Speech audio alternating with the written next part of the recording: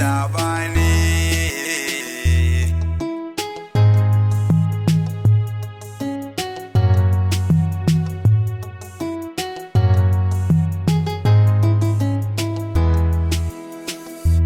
Halin ɗan adam lallai na da wuya,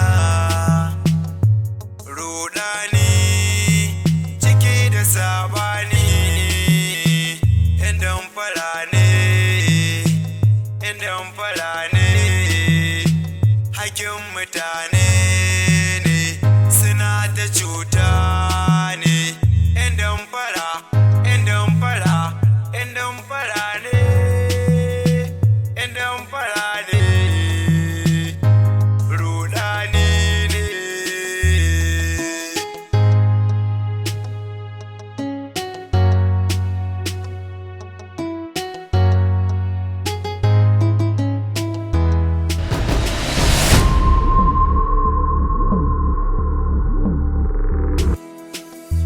Halin ɗan adam lallai na da wuya, rudani ciki da sabani. ina so gobe sai na fitar da kai da iyalanka daga cikin wannan na da mai da kuma gobe nan sanda ba 'yan sanda ba in kana so ka wani amma dai tabbatar maka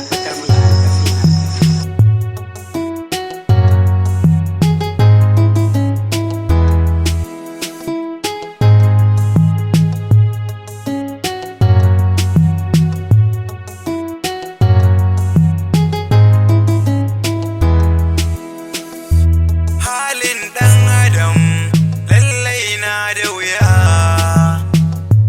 rudani ciki da sabani.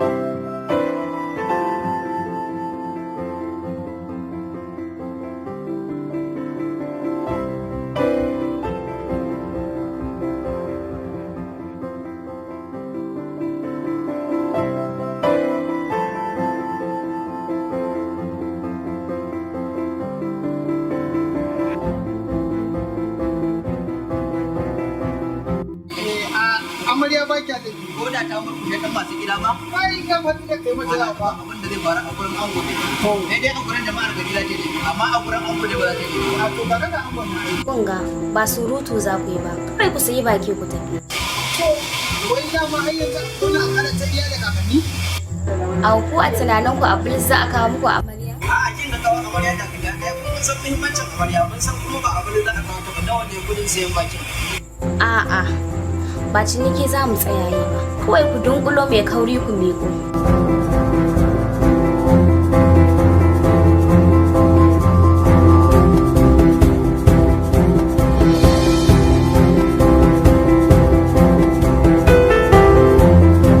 amma da mun ya mu ka san ba lokaci ya kamata ka ba ango da ka ga mutumin na ga sai hararin da yake kaga sai mu tattare nan muna mu sai mu ko wace ƙara mutane tun daga yi ana ruwa wallahi sai wallahi kuma su sai hayan galin sa gaskiya ne to ango ta shi lafiya ba salama ne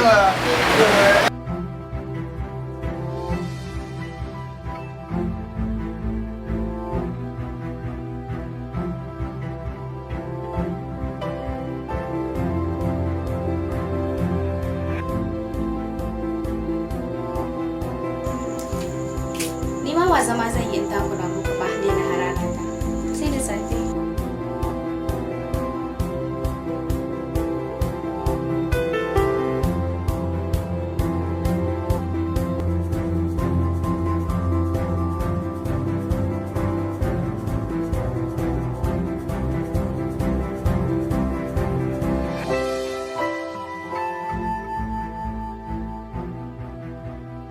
Kai, amaryata ta yi kyau. Amaryata ta yi kyau kuma dole in biya tukuicin wannan kyakkyawar kwalliyar da aka yi mu.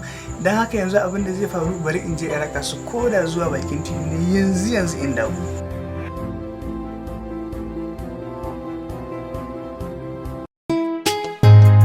Tsira Allah ke kudi lan zama da kai amarya ne zan muku da kai amarya ne wallahi shi zai ga abin da Ka tabbata an kai wa Kamal amaryar tashi?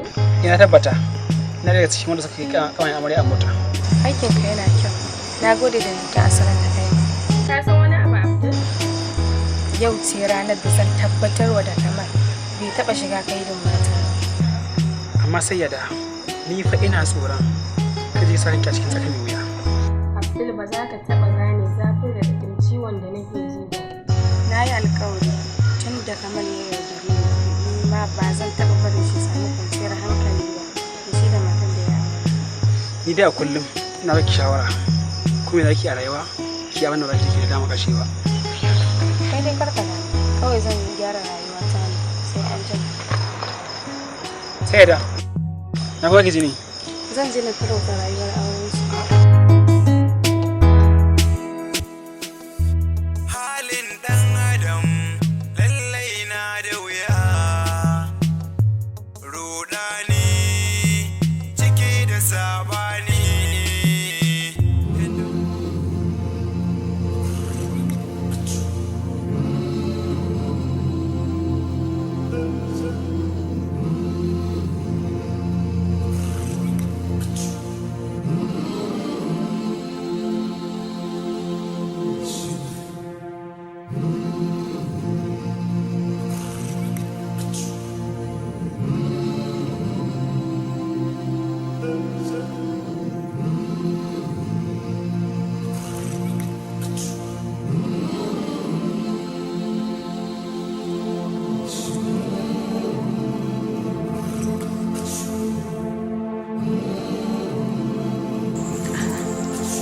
me yake faruwa ne har yanzu diya bai dawo ba an yi lafiya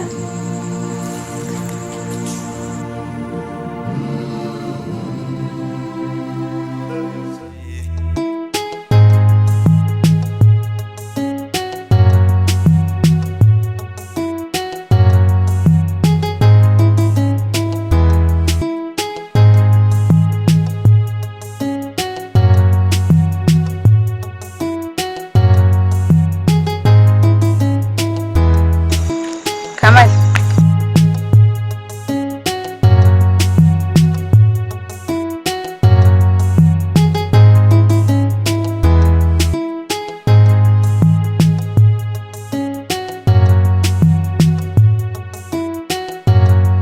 Sayyida, dama ke ce amma dai lafiya bayin tsammanin ganin ki a area mu a cikin wannan daren ba.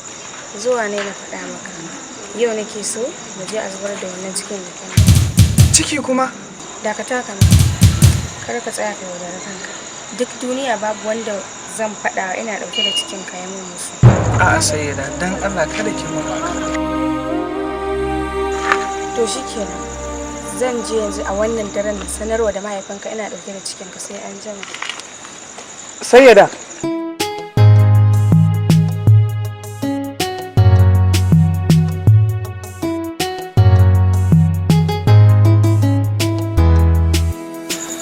Da yake so a yi.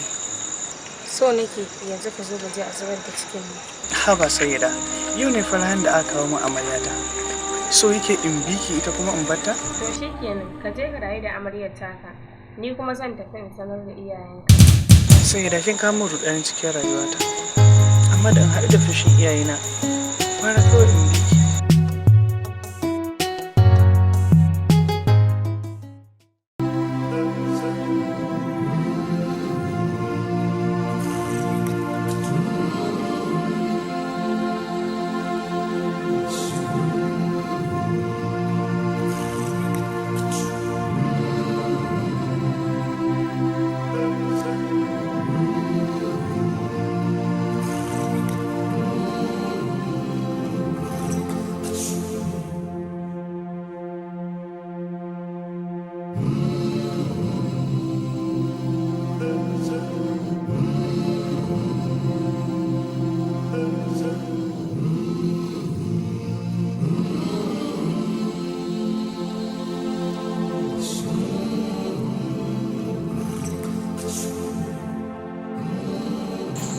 anya ba zan tafi gida in sanar ba ko da yake gidansu ma ya kamata in je in sanar.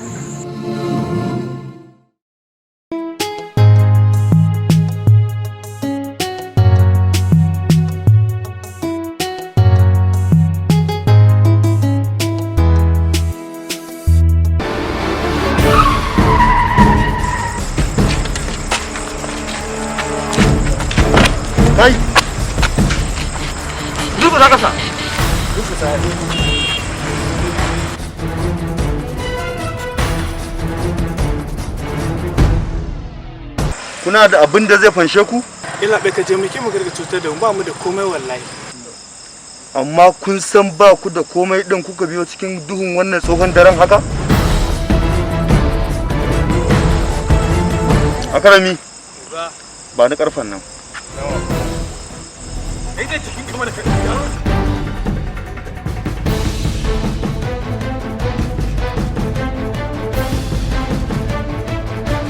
A cikin ku wa zan fara kashewa